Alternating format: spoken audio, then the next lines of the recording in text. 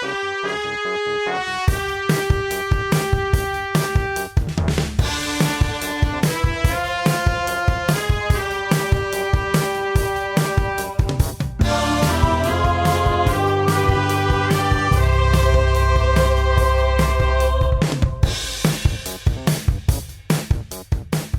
you doing? Welcome to another episode of The Godfather Part 2 Minute. With me, Alex Robinson. And how you doing? With me too, Andy Robinson. Forget about it. We're talking about minute number 74 today. That's right. Alex, repeat after me. Okay. Minuto. Numero. 74. 74. You seem to hesitate there. Yeah, You're not making this up, are you? I just want to make... No. Yeah, no. So... Wait, what was it? Say 74. 74. You got it. Quattro meaning 4, and 70 is 70 plus, I guess. So it's 4 plus 70. Well, then wouldn't it be quattro? Yeah, I know. So, yeah. You said quattro and then 70. Gotcha, so, yeah. Anyway, I got my math reverse order. But yes, it's a language lesson. It's not a math lesson. Go do another podcast if you're looking for math tutoring. Well, I went to school, but it didn't make me smart. Oh, well, you might have to go back. Oh, okay. Well, what do you think you can learn math from a distance? You got to get it right up to that calculator and boom, press the buttons. What do you think? You shoot somebody from 6 times x to the y feet away? No, you got to get right up close to them. You got to set up fractions and then create proportions. It's all about ratios. A lot of money in them ratios. Tell us about the minute, Alex. We'll get back to the math later. Yeah, we'll get back to the math. Well, in minute number 74, change of scenery. A lone small plane lands at night and disgorges a single passenger, Tom Hagen. A bevy of gorgeous dames look on as Hagen consults with some men, then enters a room to greet a disheveled and surprised Senator Pat Geary. Before we get into it, disheveled. Talk about changing gears. Wow. Geary. Yeah. Disheveled is a word you never hear. Oh, man, he showed up. He was totally shoveled. The opposite. Yeah, he always looks like disheveled. Wow, you're looking shoveled. I'm going to try using that. So we're going to try to use that now. Yeah. So who's been shoveled so far? Because that's particularly... looking well dressed and put together, right? That's just not okay. Well, has there anyone in the GF 1 and 2 minutes we've done, anyone who stands out as having been shoveled? As looking shoveled? I don't think you are shoveled. Yeah. Yeah.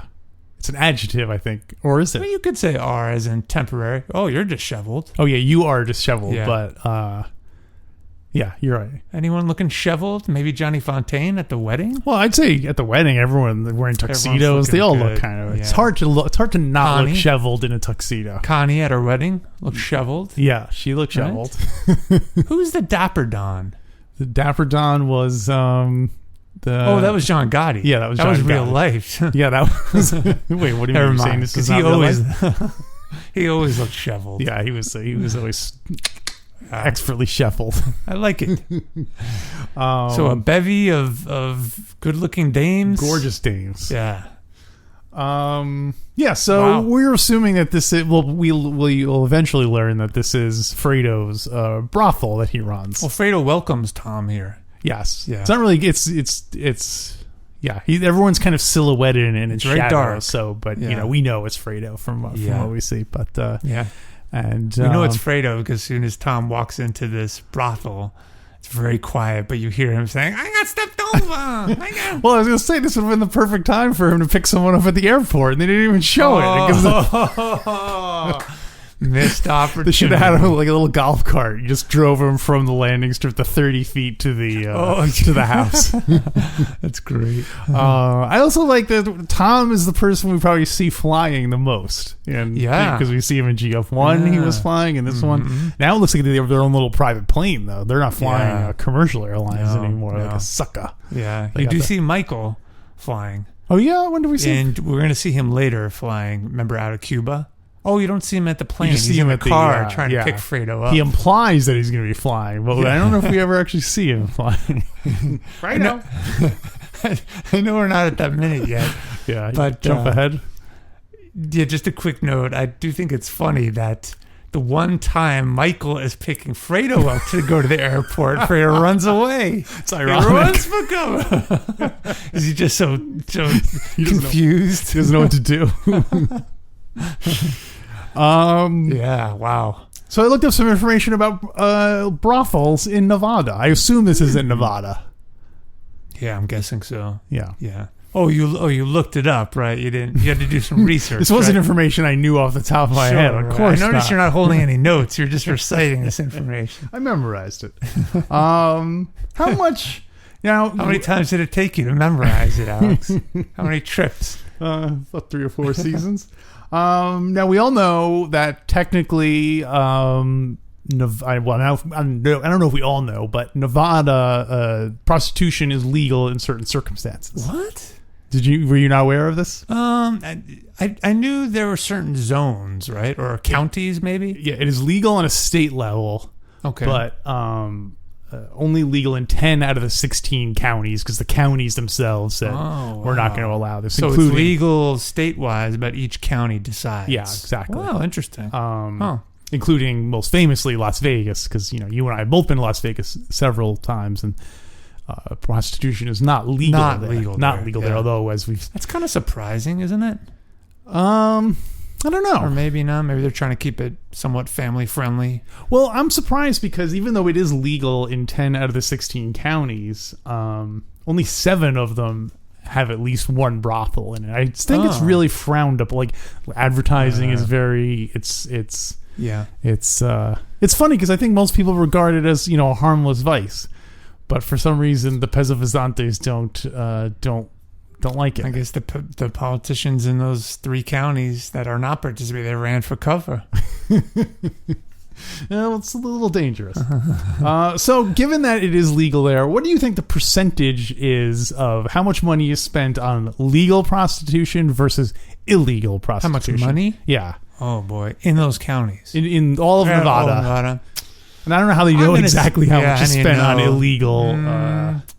You want me to give you a multiple choice? Let's see. What did I spend that one time? 200. Oh, I mean, no. I'm going to say 75%. Oh, no, I'm going to say like 97% of it is illegal. Okay. Well, you phrased it in percentages. I don't know how to translate that, but yeah. See, we're back to your math lesson. 66 times more money is spent on illegal prostitution than legal prostitution. So 66 to 1. Yeah. That's close. That's that's going to be like 1.5 times. So it's like 1.5% to so 90. Only 1.5%. It's like, why even bother making it legal then? As of 2018, there were 21 legal brothels in all of Nevada, employing 200 sex workers. Whoa. Which is not. I mean, I guess that's not a lot. It doesn't seem like a lot for a whole state. I mean, yeah, but it's only a few brothels, right? Right. So I guess it's roughly 10 per brothel. Yeah. So see, in Tatalia's joints, they have a much higher ratio. You mean Borzini? No, Tatali is the pimp. I told you that. So that's what makes it even weirder is to me, and it's that. So, like we said, 66 times more is spent on illegal prostitutes. So, by that rationale, you should be able to figure out if there's 200 legal sex workers, how many illegal sex workers are we talking? It's like 1.5. It's 66 to 1. So I wish the SATs had these kind of questions. 200. I know you're right. I can tell you. You said 200. Yes, 200. So it's 66 times 200, which is 132. Add 2 zeros.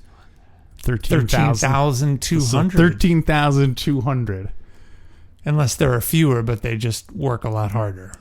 You never know. You never know the rates. That's true. Yeah, maybe because it's legal, they have to pay taxes and whatnot. That taxes. So, do you think the workers pass the taxes off onto the client? You'll ask. I probably already got on watch list just by looking up legal prostitution and so on. So let's see. We'll let you do that one. Well, interesting. Is Nevada the only state that has legal prostitution? It is the only state in the US? In the United States. No. What do you think? What's your What's your? Who I want to ask? Who is the real Andy Robinson?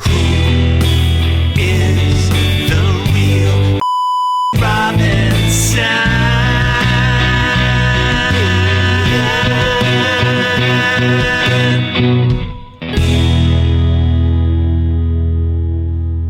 What is your stance? I'm not going to go into your personal life, but what is your stance on a social level about legalized sex work? I have mixed feelings about it. Mm-hmm. But, but yeah, that's it. But I think in general, I'm all about let freedom ring. There you go. Unless someone is being harmed. Unless someone is being harmed. Or, I'm sorry, unless you're harming someone else. Right. Like, you do whatever you want, but as soon as you start harming someone else or costing the community money, or then we got to draw the line. So, through that lens, I guess overall I'm okay with it. But then again, I'm sure people are doing it that don't want to do it, and so they are they forced into it? That's where I just don't know. Well, but that would also be true regardless of if it was legal or not. Yeah. And I've heard that legalizing it would make it safer because there are countries in Europe that do that. Sure. And so it's like cleaner, safer. Yeah. They get like health insurance. So yeah. I don't know. I think there are probably benefits to legalizing it. One thing I learned was that Nevada has no state tax. You don't pay. If you live there, you don't pay any state taxes. Oh, okay. Income taxes? Yes. Oh, cool. I'm on my way. And in fact, the people who run the brothels wanted to voluntarily pay taxes because they thought that would add legitimacy to their thing. And the government was like, "Nope, we don't want your tax money." So, whoa, definitely mixed signals there. Yeah, that doesn't happen every day. Yeah, no. People want to pay tax. Yeah, you didn't ask, but I generally agree. Yeah, I think that if it's between adults, I mean, obviously I just feel like it would be better to legalize it than not legalizing it. Yeah. You know what I mean? All the arguments that you could make seem like they would at least be limited by legalizing it, because then people would have if people were interested in that line of work, there would be a legitimate way of doing it. Clearly, if there's an interest, and clearly people are doing it, so why not make it as safe for everyone as possible? That's right, Alex. Well, and I wonder, too, if it were legal, would it encourage more people to do it? And is that a good or bad thing? That's where it gets a little gray. Yeah, I remember that argument about the legalization of cannabis products too. Yeah, that they're saying it's by the government saying this is legal. That's sort of it's almost like saying it's not bad for you. Yeah. So yeah, interesting. Yeah. Well, it does make a lot of money for the Corleones and the Tatalis. Probably every family that's involved in it, right? Well, I don't know. Is it a big money maker? Yeah, it is. I feel like it. Well, I mean, I don't know about it. It probably still is. Well, also that was one sad thing. I mean, for the also Corleone family. I mean, back to the minute. Do you think in this little Mickey Mouse brothel / nightclub, Fredo's taking in decent money? He seems to think it's not that big a joke. He's like, send Fredo to oversee this Mickey Mouse nightclub. So he's making it sound like it's not a big money making or important operation. But I would think it's the bread and butter of their... Well, I feel like each family probably has their specialties, because don't forget what Frankie Five's like, everything with them is whores. Yeah, so as a criticism. Yeah. So clearly the Rosado brothers are very much into... It sounds like the Rosado brothers probably picked up where Tatalia left off. Oh, yeah, that's right. Being the little specialized ladies. That's right. I keep forgetting that all those old dons have been wiped out. Yeah, you kind of forget at the end of GF1 they're all gone. So those vacuums were vaci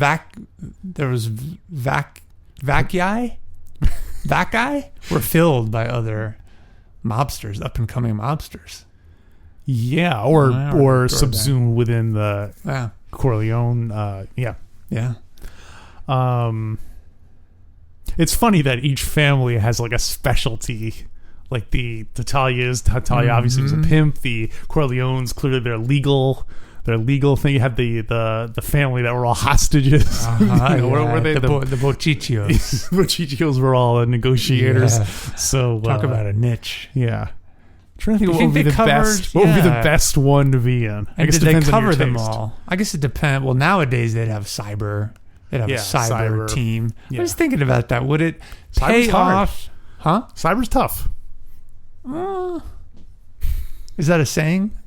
That's what Is that? I was quoting our former president Donald Trump during the camp during what did he one of the mean by debates that? where someone was like, how do you feel about cyber terrorism or whatever? And he said cyber is tough. That's could be it? three. Well, because I think they were framing it as in Russian cyber attacks, but then Trump rephrased it as in, it's some 300-pound guy living in his basement, and then he said cyber's tough.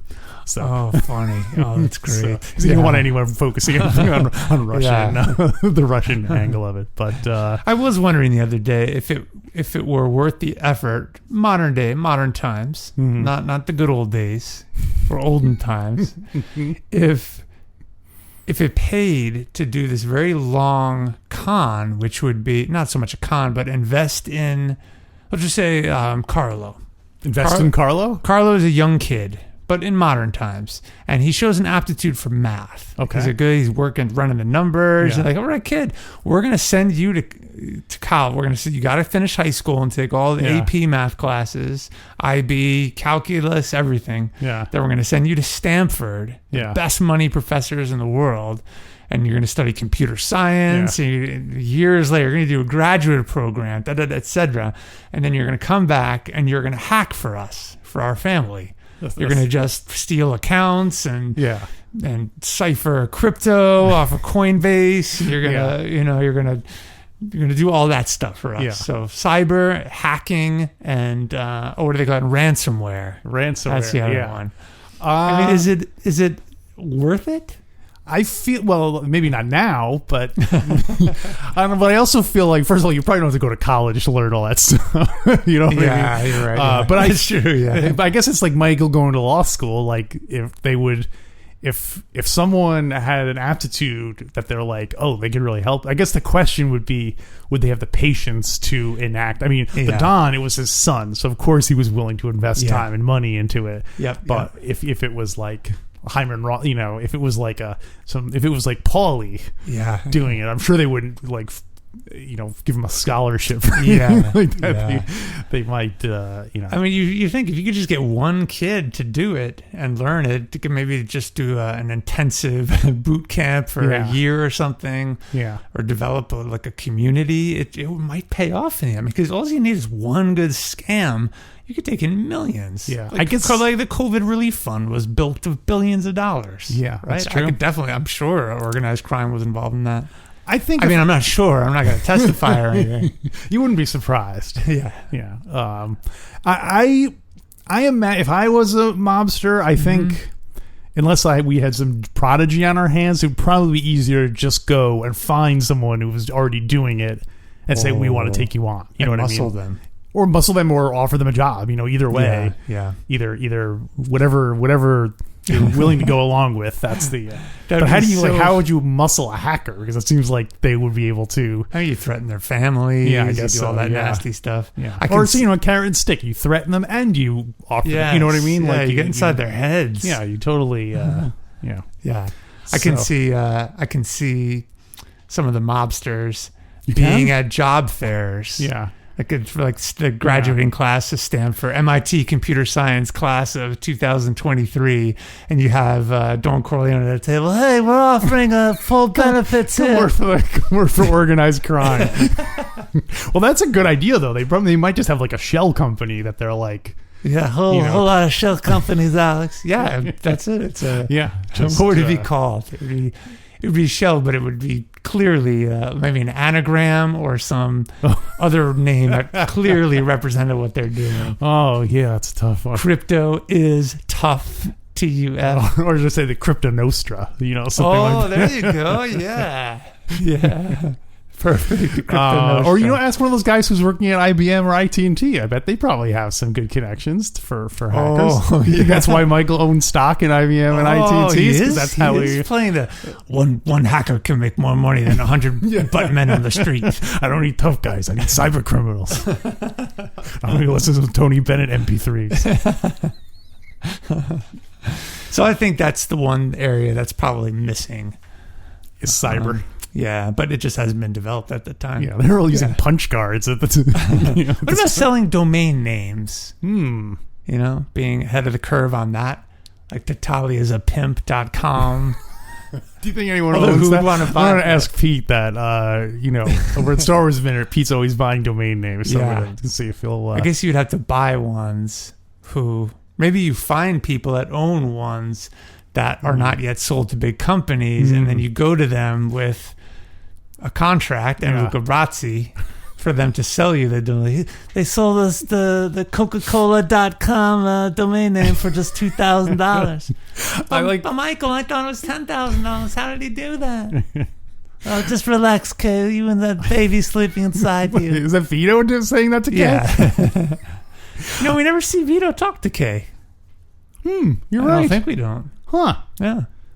Yeah, they're probably only in that one scene together. Yeah. The wedding is probably the only time. Yeah. I want Godfather 5. What? Well, Godfather 4 we've already discussed, I feel like. That was the one with time travel and everything. Yeah. GF5 should be like how The Force Awakens kind of like took Star Wars and just kind of like remixed it. Yeah. Godfather 5 should be like GF1, but instead of all drugs, it would just be all cyber or technological. A modern day stuff like reboot. that. Yeah, exactly. Yeah, excellent. So, the Turk would be coming to you. I have 50,000 domain names I can get you. I've got the server farms in Norway. Cheap electricity there. I've got the... Has he done any prison terms? That's It's great. an NFT business. It's a little dangerous for the environment. I mean, Yeah, that's right. The Greenpeace would go right for cover. They wouldn't be our friends much longer. It's great that the business relies on good relations with the government, and I guess it hasn't changed. It would be the same thing, right?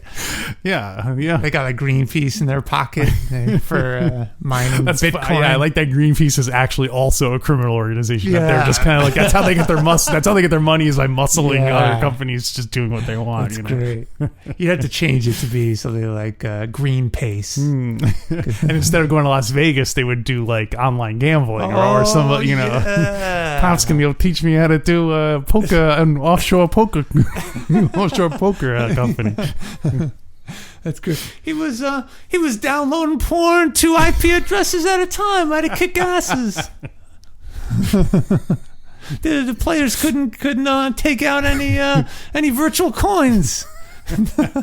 I love it. Let's do it. We should just great idea. Yeah. Would we have to? It's We probably call it Godfather. Yeah. Would it be a reboot of GF1? Well, it'd be like a remix.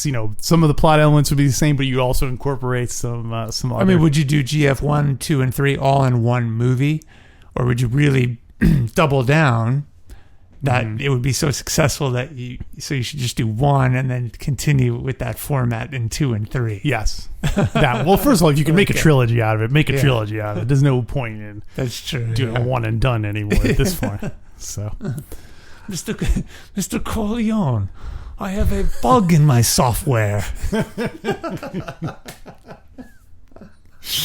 right, I like Love it. Let's do it. That's a great idea. I could get behind that. Okay. I really could. Yeah. So what else you got for the minute? Well, For the minute.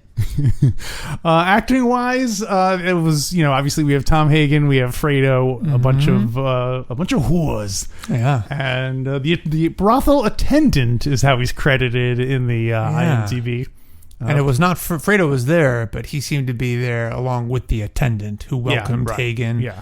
That's a little too lowbrow for him to be for Fredo to be the people like handing out towels. And no! Joe DiNicola is the actor's name who plays the attendant.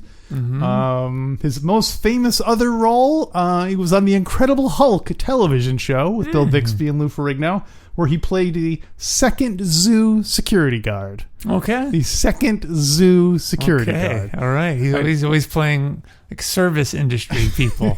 As soon as I read that, I pictured him being picked up by the Hulk and thrown in, like the Hulk was in the zoo. Oh, yeah. And he picked up the guy. So, yeah. I'm now imagining the Hulk in one of these brothel side rooms. The Hulk himself, like he's getting a massage or something. Wait, you mean like Lou Ferrigno or? Yeah, or, the Lou Ferrigno as the Hulk. It'd be funny because they would send the Hulk in, but then Bill Bixby would come out, like, oh, you know what I mean? Like, you can see it would have calmed him down. And It's really funny that we happen to be talking about the Hulk because in The Offer, we just saw Lou Ferrigno played Luca Razzi, That's who is right. the muscle. That's funny. There's your ring theory. Yeah, totally. What else you got? Well, I do like the darkness of the scene. It's very dark. Very well. Lighting is very dramatic. You can't see silhouettes very of everybody. seedy. Yeah, definitely. And then should we transition to the last part of the minute? Sure. Where, so Hagen walks into the room and he says to Fredo and the attendant, he says, I want to speak to him alone first. Yeah. So Hagen goes in there. Yeah. We see the senator there with his shirt off. Yeah. Looking disheveled, as you said, kind of confused. Mm-hmm. And Hagen says to him, I thought I could help you, Senator. I love that shot where, because it's shot like from the point of view of the senator, where you're like looking up at Tom Hagen. Yeah. So I like that it's kind of like he's this powerful, like, guy interceding. Yeah. So And vice versa, when you see Hagen's point of view, it's down at the senator. Right. Yeah, yeah. Oh, the tables have turned. Mm-hmm. Yeah. You and your whole filthy family. And Geary doesn't seem to recognize him at first. He seems shell-shocked, disheveled and shell-shocked. Well, Shell-shocked. It makes sense because I doubt that the senator knows that this is Fredo Corleone's thing and that he's like, he probably doesn't assume there's any connection to the Corleone family. Yeah, it would be like if you were in this situation and someone like one of your high school teachers came in and like, what are you doing? like what? You know, it'd be shocking. Oh, that's great. So, especially the fact that it's a crime boss's lawyer, a crime boss who you insulted to his face and took the moral high ground against, and now here you are with a bloody prostitute, next to you. Yeah, yeah. So, although we'll get to that in the next. We'll get to that. We'll talk more about that next minute. But Yeah. this minute sets that up very well. Yeah, because at this point you don't know what's going on. But you know that Geary is in some rough spot. Yeah. Is it always bad news when Tom Hagen shows up? Or is it good news because now he has a cover? Like, Tom Hagen is basically like the savior of yeah, him. I mean for Waltz too, because I didn't threaten you, Mr. Waltz. He's helping prevent problems. Yeah, that's a good way of looking at it. Because if Waltz had cooperated with Hagen from the beginning, none of that would have happened. Although that makes it sound like if it wasn't for Tom being there, the whole problem wouldn't have happened. It's not like Tom got him out of a jam. Yeah. They need like a good cop, bad cop lawyer where they need like one guy who's like the guy who helps people and the other guy who threatens people. Oh, you're right. Yeah. Yeah, that's a good setup. Time. And I guess and you and I have talked a lot about whether Hagen is a good lawyer or not. Yeah. When he shows up and meets with Sonny and Don Corleone and to talk about the Turk, to give them the background. That seems good because he's talking all about the Turk and he's good with a knife and done 2 terms in prison, but clearly it's actually not good because Hagen missed a lot. Oh, the fact that he was connected to the Barzinis. He didn't see any of that coming. Yeah. So when the Turk Hagen tips his hat to Tom, is it partially a sarcastic tip of the hat? Remember when he says definitely, it's because the Don says, "Oh, what is the interest of the Talia family?" And then the Turk is like, "Oh, he really he looks at Tom and Tom like acknowledges it, but." The Turk on some level must feel like, oh, awesome! They do think. Yeah, the Turk definitely knows. He's like, oh, this is great. And so he, it was good for the Turk. And what's good for the Turk is good for Tatalia. All right, sorry everyone, that time has come. Their paywalls are coming down. What does that mean, Alex? If they want to keep listening, they have to go to godfatherminute.com/support. Become a Patreon for less than $1 a week. And you can listen to episodes on Monday, on Tuesday, on Thursday. No!